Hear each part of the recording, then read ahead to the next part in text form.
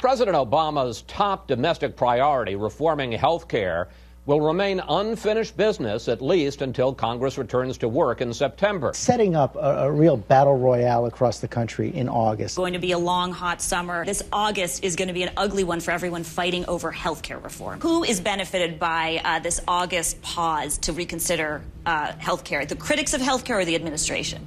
Well, that's a very good question. I mean, the president will have an undiluted bully pulpit in August. Congress will be out of town, won't be talking about it. But the real test is going to be when these members go back to their districts. What are they hearing in these town hall meetings? What are their constituents telling them? I want health care, or I'm too tired of this, is too much. And I think that that's got a real potential to drag things down in September, but we'll see how well the president can use his advantage. Where are we on this? I'm not sure I know where we are on health care. You have an awful lot of company, Bob, because nobody knows where we are, including people on the Hill. If you ask anyone exactly where we are, they'll say, well, nobody really knows. And actually, that's going to help Congress as they are going back to their home turfs, because they can have plausible deniability by saying, well, we're not really sure yet. But, people we're canceling town halls because people are so angry, and the crowds have become a little raucous. Paul Ryan, congressman from Wisconsin, told me he was going to have 15 town hall meetings. So will many of these other members of Congress. So are the Democrats. Absolutely. And they're going to blink at the airwaves. No, absolutely, absolutely. And they're going to get questions by, for example, the elderly, many of whom are Democrats, about health care. And will they be able to answer? It's going to be a monumental month on the ground. And we've seen this percolating since February. And I've been covering the Tea Party movement, these counterinsurgencies among taxpayer rights groups.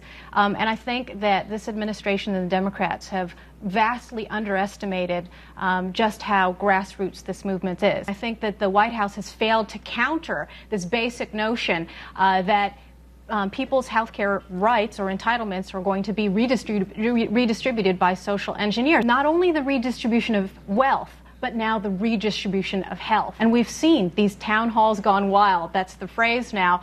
And I think as these lawmakers go back, they're going to face the heat. These YouTube videos are viral. And to me, it's actually very reminiscent of Hillary Care 15 years ago today. You probably remember this. When Hillary went to Seattle to sell the health care plan, it was really a turning point when she was booed directly. And I lived and reported in Seattle for 3 years. That was an extraordinary event, and we're going to see a replay of that. I think the president has got to be more specific. I think they may have overlearned the lesson of the Clinton proposal of '93, where there were totally specific proposals. Now there's not enough. I wonder if the president learned too well the lessons of Hillary Clinton. He's tried to do exactly the opposite. Everything the Clintons did, he did the opposite, and it's backfired on him a little bit, because now we've wound up with bills that don't really reflect what the president has said he wants. So now we're at the beginning of a 5-week recess.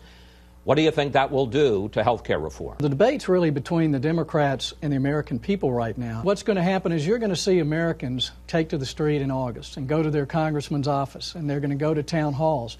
And I think they're going to let congressmen and senators know that they need to keep their hands off their health care. How worried are you about what's going to happen this August in terms of the battle to define health care reform? I'm not worried at all. The president polls, we in the Congress and the Senate and the House, we should have his numbers in terms of his falling.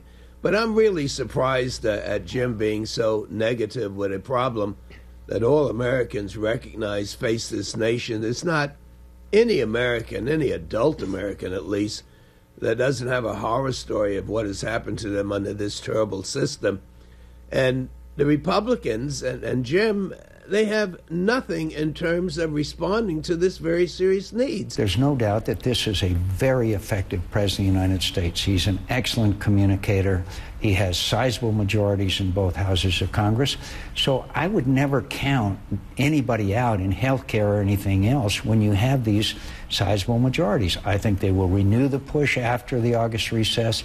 The question is, are there going to be really bipartisan efforts, or just pick off a couple of Republicans? And the Blue Dogs, they always bark, they never bite, they almost always, in fact always, roll over and then play dead.